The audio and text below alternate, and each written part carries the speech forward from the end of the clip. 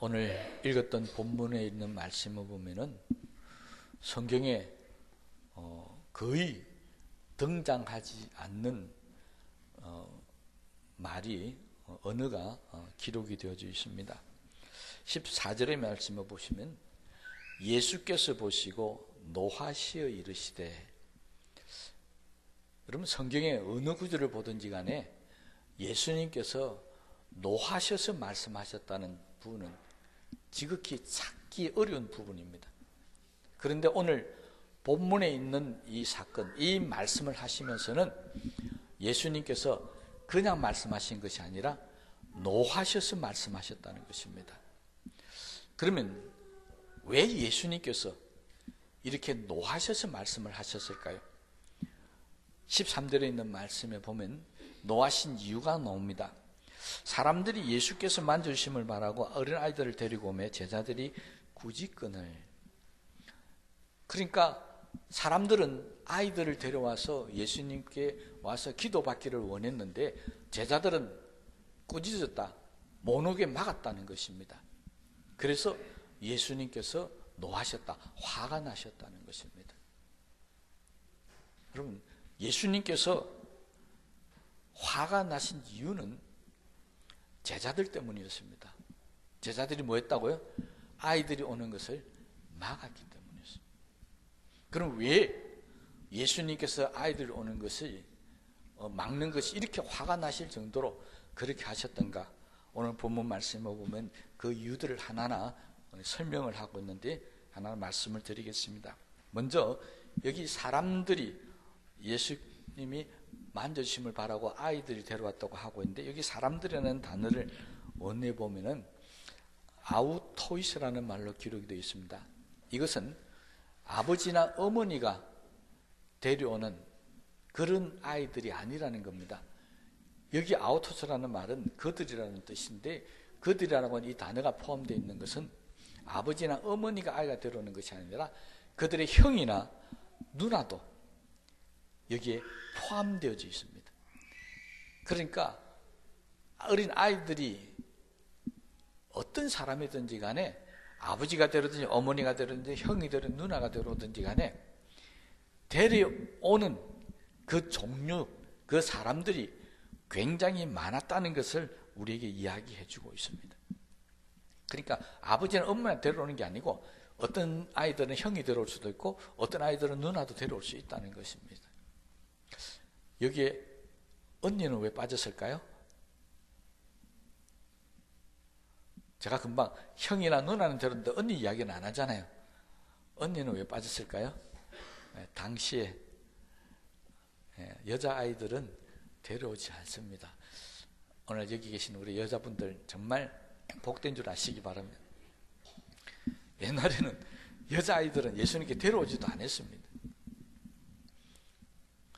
그런데 그 데려오는 아이들을 살펴보니까 여기 원어에 파이디아라는 말이 되어 있는데 여기는 12살 정도 되는 아이들, 이 뜻입니다. 그런데 누가복음 18장 15절을 보면 똑같은 사건의 단어를 쓰고 있는데 그건 조금 다르게 쓰고 있습니다. 그때는 브레페라고 하는 말로 쓰고 있는데 이것은 아주 갓난아기, 아주 어린 아이, 이런 아이들을 표현할 때 브레페라는 말을 씁니다. 그러니까 누가복음이나 마가복음을 전체적으로 합해서 이야기하자면은 데려온 아이들이 아주 갓난 아이부터 시작해서 한 12살 정도의 아이들까지 다 데려왔다라고 하는 것을 알 수가 있습니다. 그런데 이런 아이들을 데리고 예수님 앞에 나오는 이유는 딱 한 가지 있습니다. 뭐였다고요? 예수님께서 이 아이들을 만져주심을 바라고, 만져주신다는 말은 다른 말로 하면 안수해 주신다, 축복해 주신다는 것입니다. 그러니까 당시에 많은 사람들이 아이들을 데려와서 예수님께서 축복해 주기를 바랬다는 것입니다. 기도해 주기를 바랬다는 것이죠. 자, 여기서 그 당시의 사람들과 우리들을 한번 돌아보십시다. 우리들은 어떠냐는 것입니다.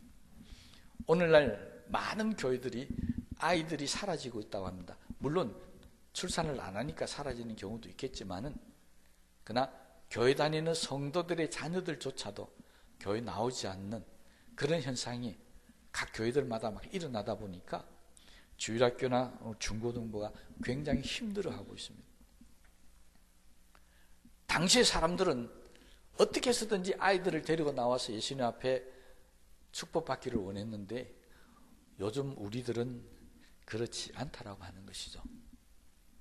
이것이 어떻게 보면 우리들의 큰 문제점인지도 모릅니다. 여러분, 아이들이 학교를 갈 때, 우리의 자녀들이 학교를 갈 때, 직장 나갈 때 여러분들 어떻게 그들을 향해서 말을 하고 있습니까? 오늘도 하나님께서 너를 지켜주실 것이고 오늘도 하나님께서 너를 축복해 주실 것이다, 이렇게 말합니까? 아니면 오늘도 가서 공부 열심히 해라, 그래야 성공한다, 이렇게 말합니까?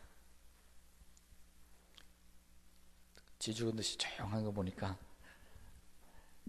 오늘도 하나님이 너를 지켜주시고 너를 축복하실 것이라고 하는 말을 우리는 잘 안 한다는 것입니다.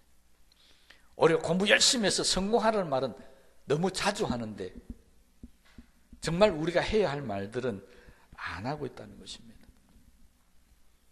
성경은 이것을 우리에게 이야기합니다. 만약 오늘날 예수님께서 우리에게 있다고 한다면 역시 우리에게 말씀하실 때 우리도 예수님이 노하셔서 하시는 말씀을 들을 수밖에 없는 형편이 있다는 것을 알 수가 있습니다. 그럼 성경은 우리 자녀들에게 유산을 물려주고 뭐 세상에 필요한 걸 물려주는 것보다 더 중요한 것이 있는데 그것이 바로 우리의 신앙, 믿음을 물려주는 것이 훨씬 더 중요한 것이라고 우리에게 말씀해 주고 있습니다. 어떻게 보면 성경에서 가장 중요하게 여기는 것, 우리가 우리의 자녀들에게 해줄 수 있는 가장 중요한 것은 우리의 자녀들을 예수님 앞에 데려나와서 예수님께서 그들을 위해서 축복해 주시는 것을 성경은 가장 귀한 일이라고 우리에게 가르쳐 주고 있습니다. 실제적으로 세상을 한번 보십시다. 세상에는 많은 재산을 가진 사람이 있고 권력과 명예를 가진 사람도 있습니다. 그래서 그것들을 자녀들에게 물려줍니다. 한 가지만 얘기해 볼까요? 많은 재산을 가진 사람들이 자녀들에게 재산을 물려주면 자녀들이 어떻게 합니까? 감사하고 행복하고 즐거워합니까? 안 그렇잖아요. 우리 세상 돌아가는 거 잘 알고 있지 않습니까? 그 자녀들이 한 푼이라도 자기가 더 가지기 위해서 자녀들 사이, 형제가 자매들 사이에 금이 가기 시작합니다. 우애가 깨지기 시작한다는 것입니다. 재산뿐만이 아니라 권력도 뭐 다 그렇습니다. 세상의 모든 것들은 다 물려주면 행복히 한 기쁨의 조건이 되는 것이 아니라 그것 때문에 다투고 그것 때문에 형제 간의 우애가 갈라지고 부모 자식 간의 감정이 상해져 버리는 이런 일들이 오늘 비일비재하게 나타나고 있습니다. 물론 다 그렇다는 건 아닙니다. 그러나 대부분의 가정들이 다 그렇게 살아가고 있다고 하는 것입니다. 이런 세상에 우리의 자녀들이 살아가는 거 걱정되고 염려되지 않습니까? 정말 우리의 자녀들이 이 험한 세상에서 어떻게 살아갈지, 앞으로 어떻게 헤쳐나갈지 걱정되지 않습니까? 우리 이 땅을 살아오면서 어떻게 살아왔습니까? 여러 가지 많은 힘들고 어려운 일들을 겪어오면서 어떤 때는 돈으로 해결해 보려고 그랬는데 돈으로 해결한 거 그렇게 많지 않습니다. 어떤 때는 세상에 힘 있는 사람들을 통해서 해결해 보려고 하는데 그것도 그렇게 만만치는 않았습니다. 우리 다 지내보지 않았습니까?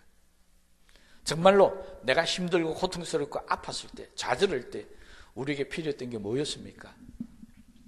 하나님 앞에 나와서 기도하면서 하나님 도움을 달라고 할 때 그때가 우리에게 어떻게 보면 우리에게 다가오는 그 많은 문제들을 이길 수 있는 힘이 생겼을 때입니다.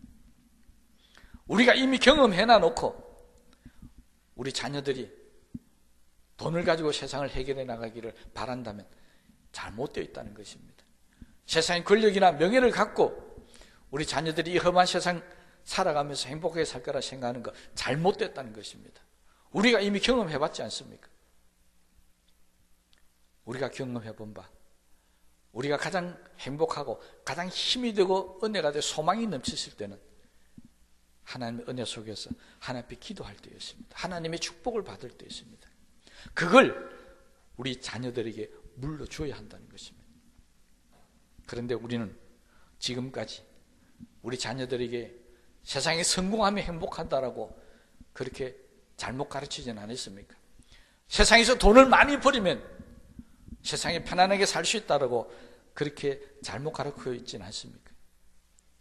만약 우리 자녀들이 하나님을 섬기는 것보다 세상에 물질을 얻고 권력을 얻는 것이 더 낫다고 생각했다면 우리는 우리 자녀들에게 잘못 가르친 것입니다. 잘못 생각하게 만든 겁니다. 우리들 때문에 우리 자녀들이 예수님 앞에 무릎을 꿇는 것이 아니라 세상의 권력이나 세상의 물질 앞에 무릎을 꿇는 자녀들을 만들었다는 것입니다. 여러분, 그래서 교회가 쇠락되어져 가고 있습니다. 초대교회는 자녀들에게 예수님 앞에 어떻게 데리고 나왔으라도 기도받고 안수받고 축복받게 만들었기 때문에 초대교회는 어떻게 했다고요? 날마다 흥황하여 왕성해 갔더라. 뭡니까? 교회가 날마다 부흥되고 성장되었다는 것입니다. 그런데 지금은 그렇지를 않습니다. 이 설교를 하고 있는 목사로서 오늘 우리 온 성도님들에게 간절히 바라기는요, 우리의 자녀들을 하나님의 복을 받는 자녀들로 만들으시면 참 좋겠다, 그런 바람이 있습니다. 우리가 가난해서 물질을 못 물려주고요, 세상에서 큰 권력 힘 그거 없다 할지라도 우리가 우리 자녀들에게 정말 하나님의 복 받는 방법 가르쳐주고 하나님 복 받는 자녀 만들어서 세상으로 내보내면 그것만큼 좋은 일이 없다고 그렇게 저는 생각이 되어집니다. 그러므로 오늘 이 설교 시간을 빌어서 간절히 부탁드렸기는 오늘 이후로부터 우리 성도들 온 가정의 자녀들이 정말 하나님의 복을 받아 살아가는 그런 자녀들이 되기를 주님의 이름으로 축복합니다. 그럼 어떻게 우리가 우리의 자녀들을 하나님의 복 받는 사람으로 만들어 줄 수가 있겠습니까? 답은 이미 성경에 나와있고 답은 이미 제가 여러 번 말씀드렸습니다. 예수님께 데리고 나오는 것이었습니다. 예수님께 데려오는 그것이 하나님 복 받는 방법입니다. 만약 예수님께 데려오지 않으면 어떻게 될까요? 오늘 읽었던 본문 말씀의 13절에 예수님이 노하셨던 이유가 그거였잖아요. 제자들이 데려오는 것을 막았다는 것은 꾸짖었다는 것입니다.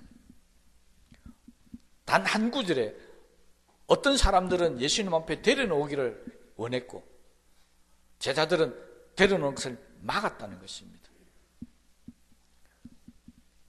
단 한 구절에 정반대의 사람들의 모습이 나옵니다. 우리는 예수님 앞에 우리의 자녀들을 데려오기를 원하는 사람입니까? 그렇지 않으면 우리 자녀들이 교회 나오는 시간보다는 세상에 나가서 뭔가 세상에 성공할 수 있도록 그렇게 그들에게 가르치고 원하고 있습니다.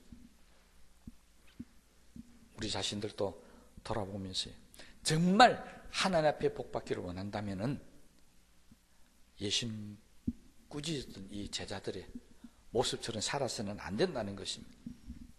제자들은 아이들이 예수님 앞에 나오는 것을 왜 막았겠습니까? 당시 아이들은 귀찮은 존재였습니다. 버림받는 존재였습니다. 별로 대접받지 못하는 존재였습니다. 여러분, 여기에 나이가 지금 한 60 이상씩 되시는 분들 어릴 때 어떻게 자라오셨습니까? 어린이라고 선물 받았었습니까? 어린이라고 어디 놀이공원 가서 대접 잘 받고 지냈었습니까? 그분들은 정말 좋은 부모님 만나고 좋은 가정 만나서 행복한 줄 감사하시기 바랍니다. 대부분 저와 같은 연령대에 있는 분들은 어린이날이 있는 줄도 모르고 지나왔습니다. 어린이날 선물요? 아니요. 명절날 신발 하나 사줘도 정말 좋아가지고 기뻐 뛰면서 밤에 반잠도 안 자고 그 신발 이불 밑에 안고 잤던 사람들이 우리 시대에 살았던 사람들입니다. 여러분, 아이들이 부모들에게 사실은 기쁨이 되지 못했던 그런 시대를 우리는 살아왔습니다. 2000년 전에 예수님 당시도 아이들도 그랬습니다. 부모들에게는 정말 존경받고 인정받고 대접받는 그런 존재가 아니었습니다. 멸시받고 천대받고는 그런 존재였습니다. 우리나라 말에 아주 좋은 말이 하나가 있습니다. 제가 빗대어서 좋은 말이라고 표현했는데요. 어른들이 막 이야기하는데 아이들이 와서 엄마 나도 어쩌고 하면 우리 입에서 뭐라고 나가는 줄 아십니까? 말이 아이들은 다 해봤잖아요. 아이들은 저리 가라. 애들은 저리 가랍니다. 지금 제자들이 바로 그런 겁니다. 아이들은 가라는 겁니다. 예수님이 말씀하시고 예수님이 지금 뭔가 은혜를 베푸고 있는데 아이들이 오면 방해가 되기 때문에 아이들은 가라 소리입니다. 이것을 예수님은 화가 나셨다는 것입니다. 왜? 예수님은 아이들도 귀한 존재로 여기셨기 때문입니다. 여러분, 오늘 성경에 보니까 16절 말씀을 보면 그 어린 아이들을 안고 그들 위에 안수하시고 축복하시느라 이렇게 말씀이 마지막 맺고 있습니다. 예수님께서 어떤 어른들을 안고 기도하고 축복하셨다는 성경을 본 일이 있습니까? 여러분, 예수님은요 어른들을 안고 안수하고 축복 안 하셨습니다. 그런데 아이들은 안고 축복하셨다는 것입니다. 어느 게 더 귀하게 대접받는 것입니까? 예수님이 안고 기도하시는 것이 훨씬 더 귀하게 여기시는 겁니다. 지금 예수님은 어른들보다 아이들을 더 귀하게 여기시고 그 아이들을 축복해 주셨다는 것입니다. 그러면서 제자들을 꾸짖습니다. 왜 이 아이들을 막느냐는 것입니다. 여러분, 우리의 자녀들이 예수님 앞에 나와서 축복받고 세상에 나가서 살아갈 때 저는 하나님이 복을 받고 살았으면 좋겠다고 말씀을 드렸습니다. 그런데 요즘 아이들은 그렇지 않습니다. 학교에서나 직장에서나 어디 가서든 간에 자기 힘으로, 자기 실력으로, 자기 재능으로 살아가려고 발부둥치고 안간 노력을 하고 있습니다. 그런데도 근간에는 청년들 실업 지수가 날마다 높아지고 있습니다. 열심히 대학까지 공부해서 실력을 갖추고 했음에도 불구하고 일자리가 없다는 것입니다. 시험을 쳐도 매번 떨어집니다. 그때마다 그 청년들의 입에서 나오는 소리가 나는 운이 없다, 나는 복이 없다라고 그럽니다. 여러분, 혹시 나는 운이 없다, 나는 복이 없다라고 말하는 그 자녀가 우리의 자녀는 아닙니까? 혹시 예수 믿는 자녀는 아닙니까? 그렇다면 정말 복이 없는 겁니다. 하나님의 자녀들, 우리의 자녀들은 분명히 하나님의 복을 받아야 되는 사람들입니다. 그런데 그들의 입에서 나는 복이 없다라고 말한다면 이거 정말 잘못된 것입니다. 우리가 우리 자녀들에게 복을 주지 못해서 그렇습니다.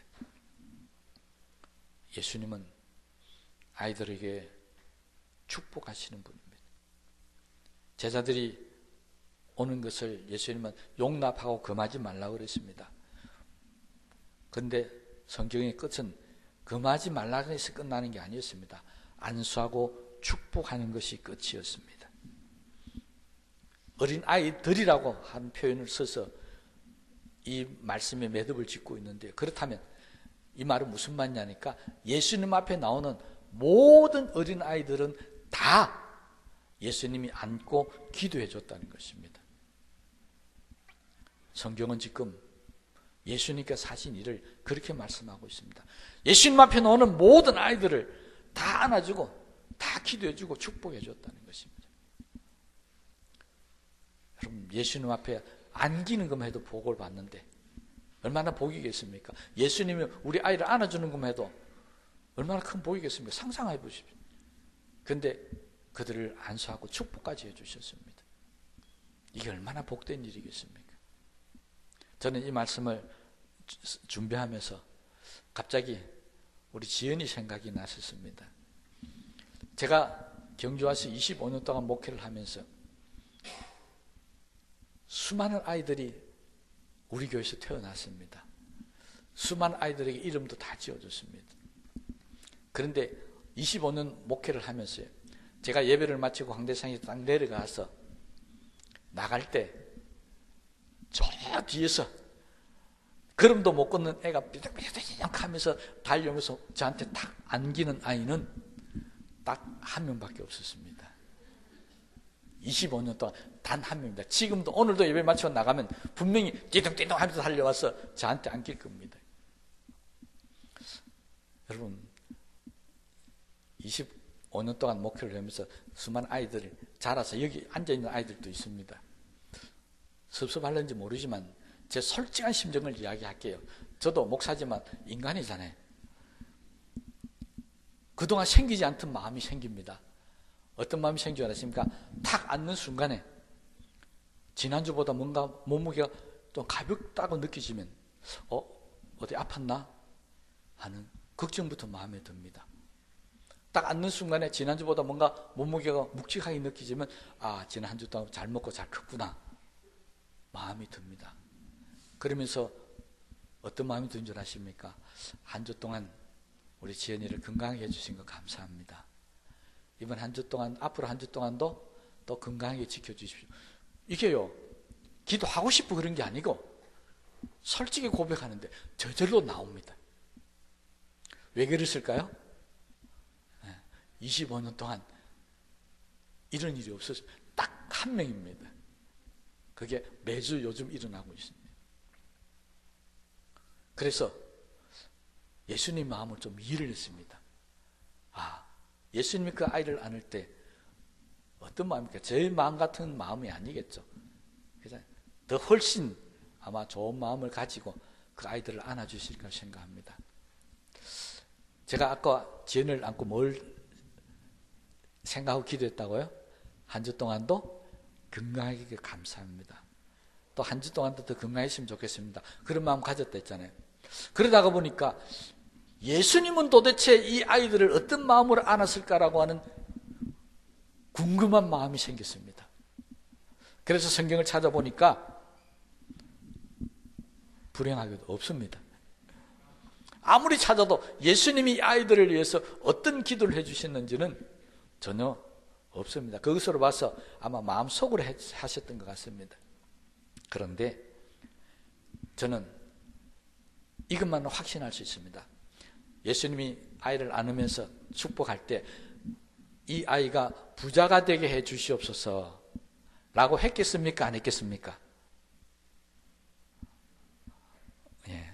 안 했다라고 하는 게 정답일 것 같아요. 예수님이 아이가 커서 부자가 되는데 관심이 있었을까요? 아니었을 겁니다. 예수님은 그 아이를 안고 이 아이가 커서 대통령이 되고 국무총리가 되고 국회의원이 되게 해달라고 그렇게 했었을까요? 예수님의 관심은 그것도 아니었을 것 같이 생각이 듭니다. 그렇다면 예수님은 어떤 내용을 갖고 있을까요? 오늘 본문에 있는 말씀을 보면 이 아이와 연관되어서 예수님이 하신 말씀입니다. 내가 진실로 너희에게 이르노니 누구든지 하나님의 나라를 어린아이 같이 받들지 않는 자는 결단코 그곳에 들어가지 못하리라.